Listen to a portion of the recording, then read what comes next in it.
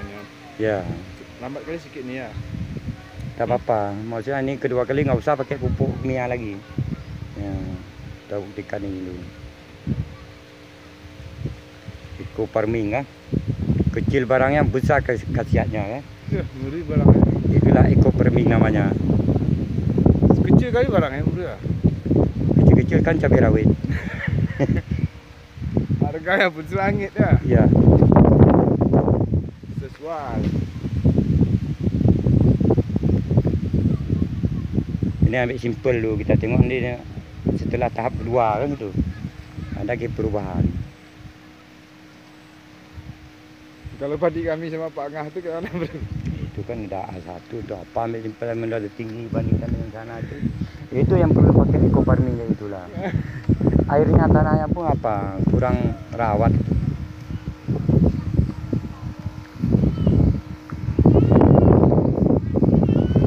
Ini langsung turun ke lapangan ni lah.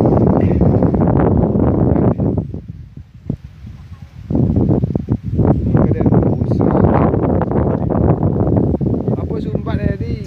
Pakai baca tina dari DP kau kan begini mereka kena kotor kenapa boleh rusak spotmu.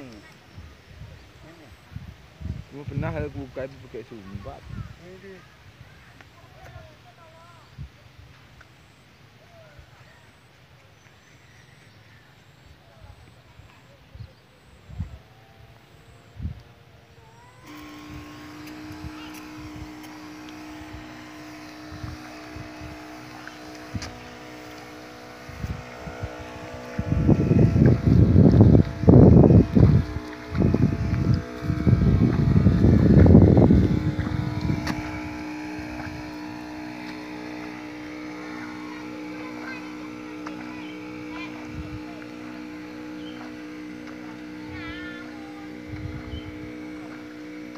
Jauh kali beda yang berdua. Jauh lah tu lah. Hah?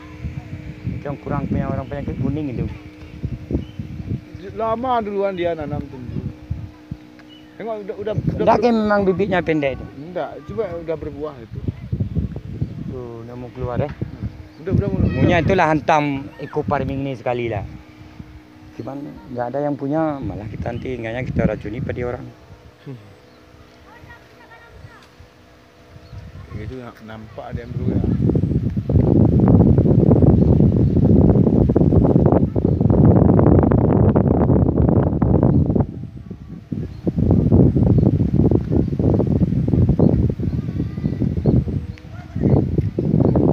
Ah, Contohan. Mau contoh nak bang dah.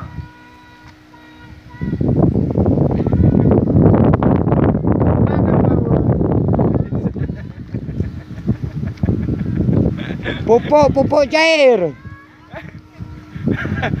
Weh. Ini mandar dia. Mandar dia udah sudah. Boleh ke dia? Dah sudah. So.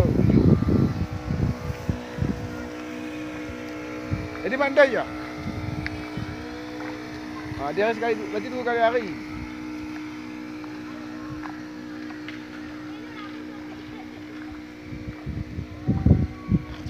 Memang disarankan sesore kayak ini nyemprot. Ya, pagi maksudnya jangan panas tadi. Kalau mulai dari pagi sampai jam 10 lah. Dia jangan dihisap apa daun ini oleh sinar matahari. Kalau ini kan jumpa malam terus. Bagus semalam lah. Ya, sama-sama kan. Karena dia nggak jumpa lagi panas.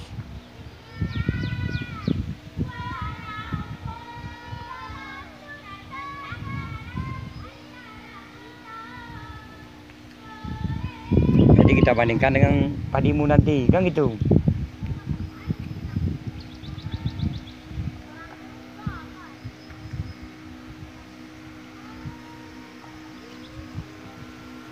Gimana kan aku selalu juga gitu. Obatnya kecil cuma. Ya, itulah orang ingin pembuktian lah. Dengan cerita, ingin fakta kan. Aceh tu pun kita orang.